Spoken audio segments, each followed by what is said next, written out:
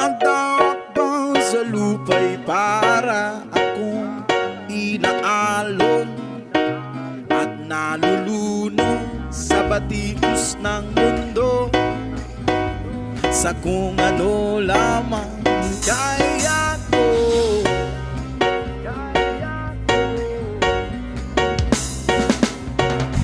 Bigang-biga na sa mga problemang di masolusyonan agad,